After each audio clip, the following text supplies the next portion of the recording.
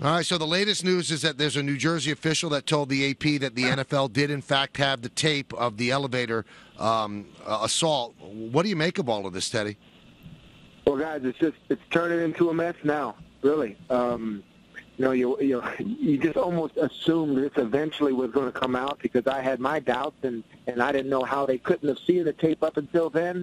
But now this report comes out right when we're on at the end of NFL Live, and you got to wonder now, Roger Goodell's got to be on shaky ground if this is true. Okay, I'm sure the NFL is in full emergency mode right now, damage control, whatever you want to call it. I'm sure they'll refute the reports initially until more facts come out. But this involves supposedly a law enforcement officer. I mean, this involves some other people that were supposedly trying to help the NFL and send that DVD, because I read the AP statement trying to send it to them so they had knowledge before the Ray Rice suspension was laid down.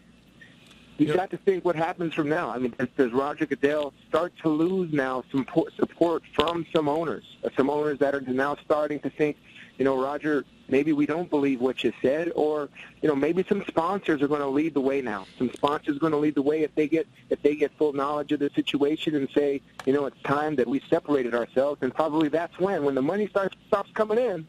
That's usually when, heads got to roll. And Teddy, we were comparing it, to Watergate, and Watergate was about the administration feeling it was above the law, that it was powerful beyond reproach. And when you look at the money that the NFL generates and you look at the tremendous popularity, you begin to wonder, are decisions made within those offices believing that no matter what happens at the end of the day, we're going to win because we're the NFL? You're right, guys. That's a lot of its decisions are made. You start to think that now. All of this now opens up so many other questions that they'll have to field and recognize because of the doubts now that everyone has in the integrity of the Shield. And that hurts me to say, because I played in the NFL for 13 years, and I tried my entire time there playing is to be a worthy member to wear that shield for 13 years.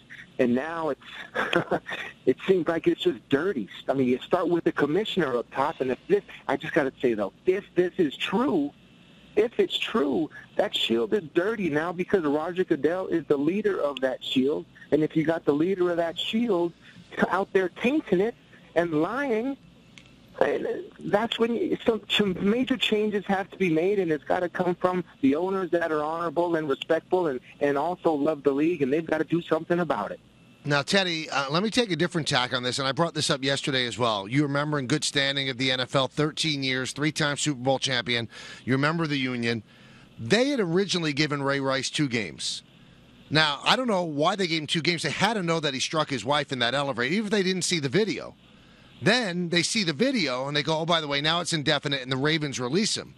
Although it would be an unpopular thing, doesn't the union have an obligation to represent Ray Rice that, hey, you're doing double jeopardy on this guy. You knew he hit her. It was 2 games. Now because you saw it, it becomes an indefinite suspension. Do you think the union will step up and defend him?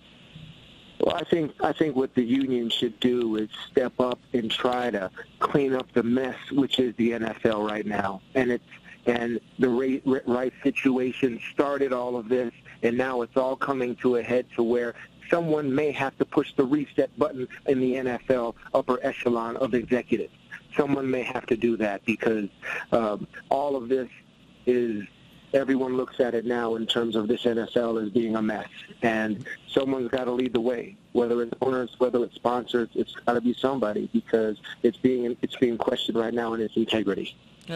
Teddy, it's a tough question for you to answer, but I'll throw it out there. Does the NFL have a domestic abuse problem, or is it just a microcosm of what we see in society?